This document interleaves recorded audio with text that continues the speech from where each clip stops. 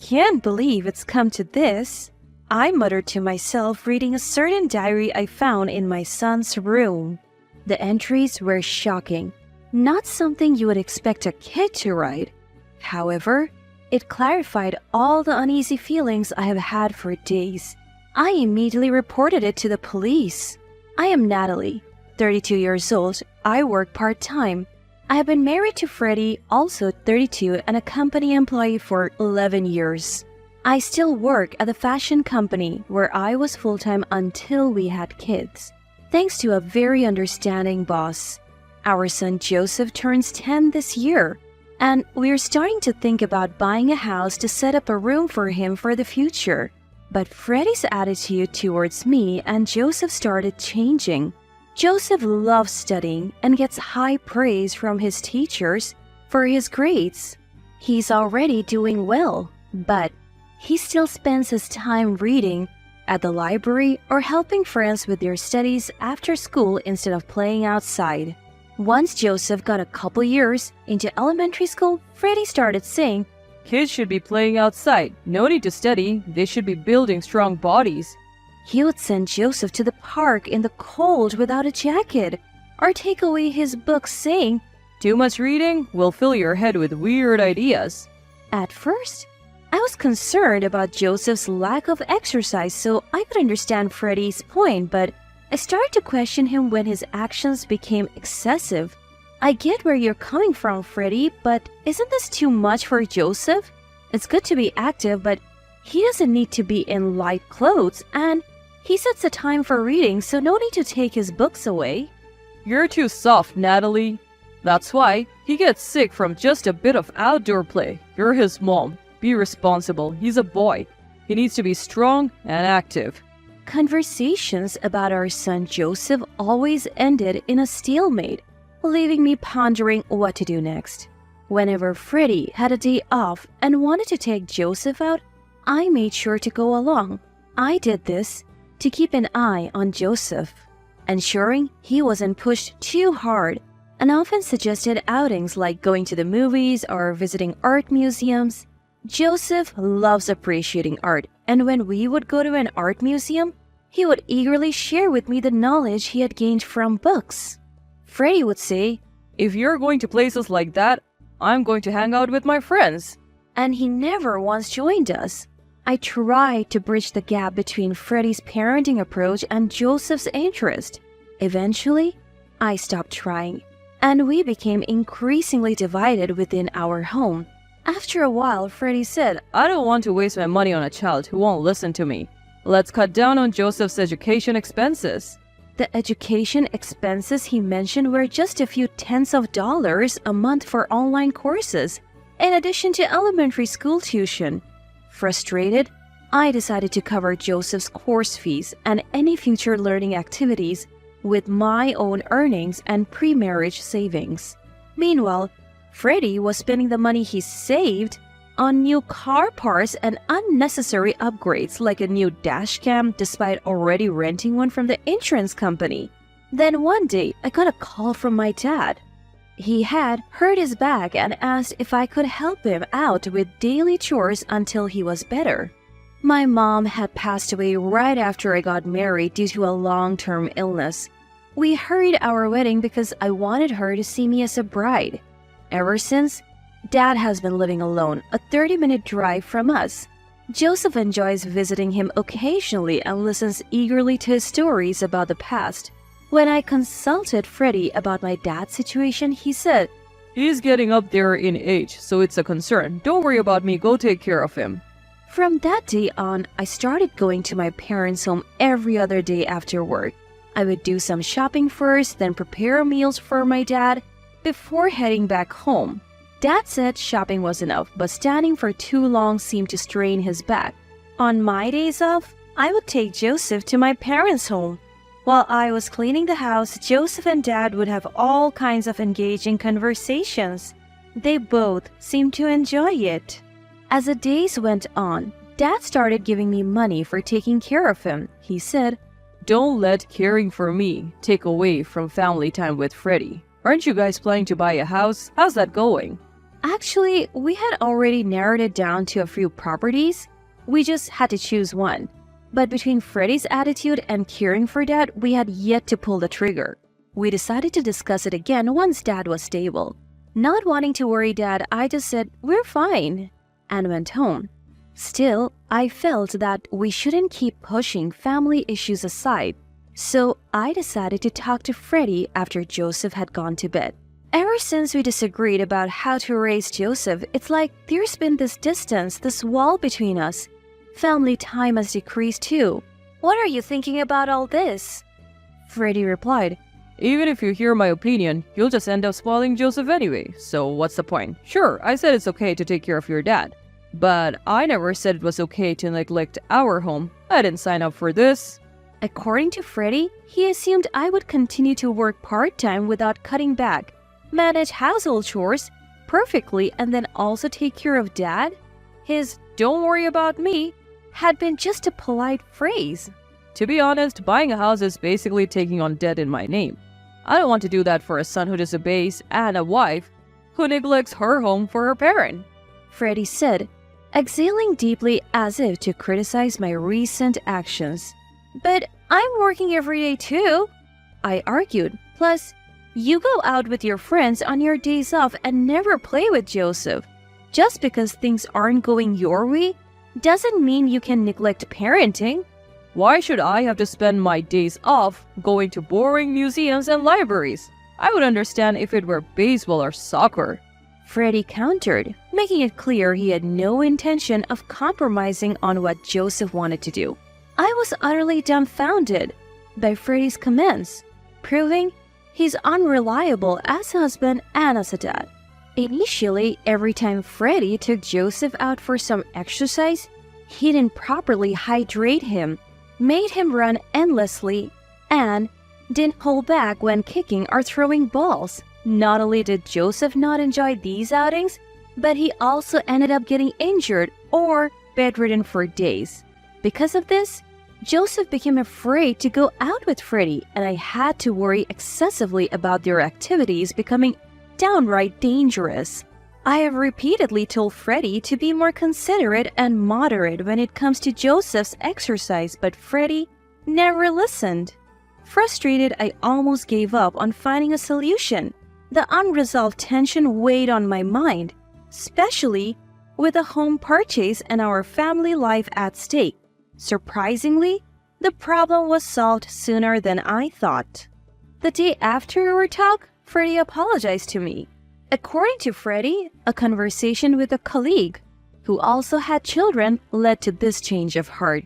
Freddie's colleague was so shocked and disillusioned by his story that they said, You're not just failing as a dad, but as a husband too. Your wife could rightfully report you for this. Feeling grateful to Freddie's colleague, I accepted his apology in hopes of improving our family relationship.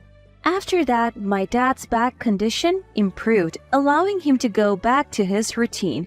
I decreased the frequency of my visits to my parents' house, allowing us to spend more quality time as a family. Things were also going smoothly with the house purchase. We were just waiting for the mortgage approval. We were looking at a newly built house close enough to both our workplaces and without the need for Joseph to change schools. As the house purchase loomed closer, Freddie began working overtime more frequently and I increased my part-time hours. When it seemed like we would be home late, my dad took care of Joseph. Finally, our mortgage was approved and we purchased our new home. But the day after completing the formalities with the real estate agent, Freddie went to work and never came back. I contacted everyone I could think of and even the police, but Freddie's whereabouts remained a mystery, leading to some unsettling days. Due to Freddie's disappearance and the instability it brought, we had to reconsider buying the house. Fortunately, our real estate agent was understanding, and the property was popular enough that we could easily cancel the contract. About a week after Freddie vanished, while looking for clues, I found a notebook in Joseph's room. Rather than merely finding it, Joseph had deliberately left the notebook on his study desk with a sticky note that read, "I'm sorry for keeping quiet all this time."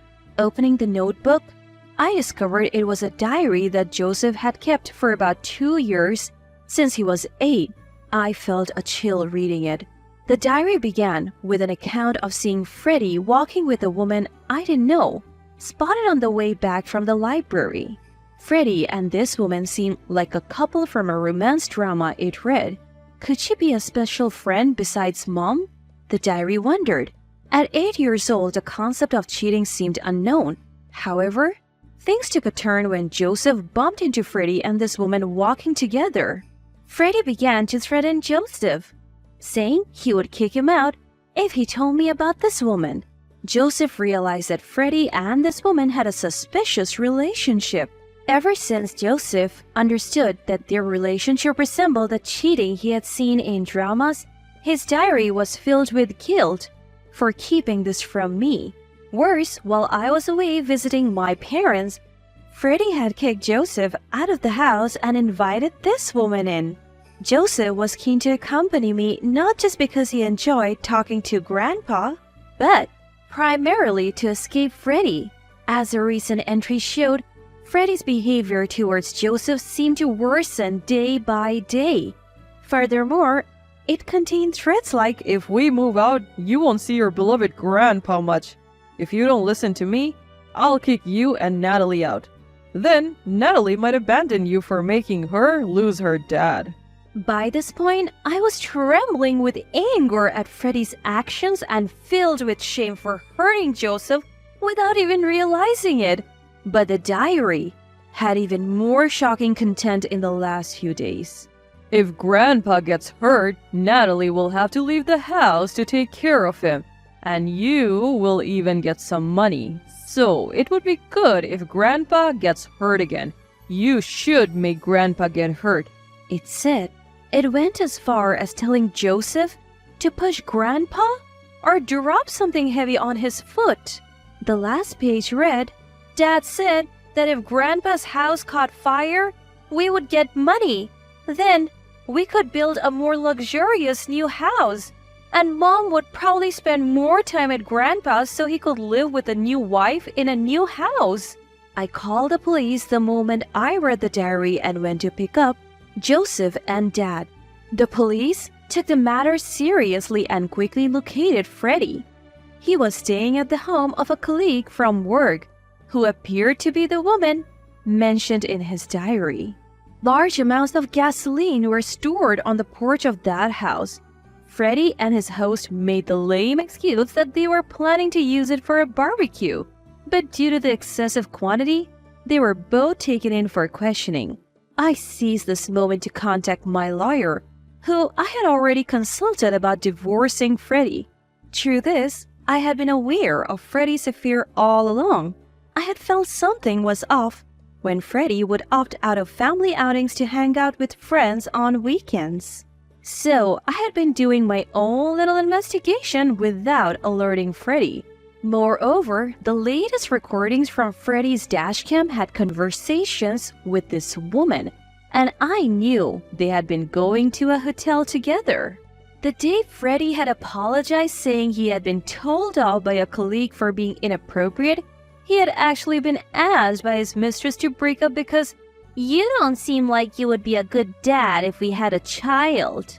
I had reserved destroying our family by revealing Freddie's affair, especially after seeing he was breaking up with his mistress on the dashcam footage. I thought I would keep it to myself and give us another shot, but my decision put Joseph in agony and could have led to a catastrophe. Physically and emotionally drained, I steeled myself for the tough decisions ahead. When Freddie returned from the police station, he apologized profusely, saying, I felt enormous pressure financially, especially after buying the house, and I just ran away. The person who sheltered me was just a colleague, nothing more. I swear.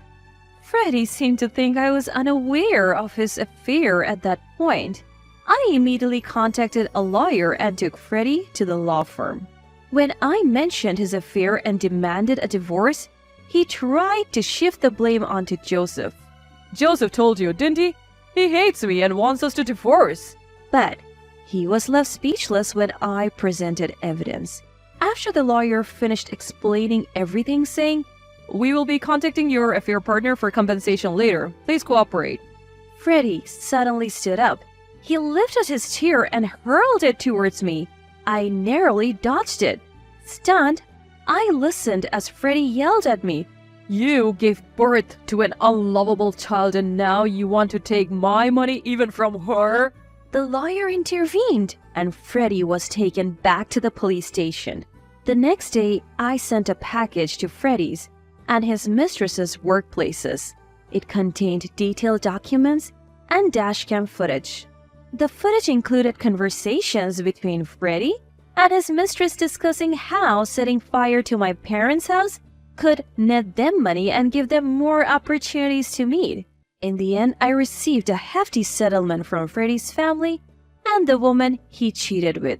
I finalized the divorce, sold our house and my parents' home, and moved to a neighboring state with Dad and Joseph. Though he wasn't charged by the police for the arson plot, my boss saw the incriminating footage. Recognizing Freddie as a danger, my boss fired him after his actions led to police involvement. His mistress found the work environment too hostile and quit, moving back to her family home. As for Freddie, his parents took him back in, but are keeping a close eye on him.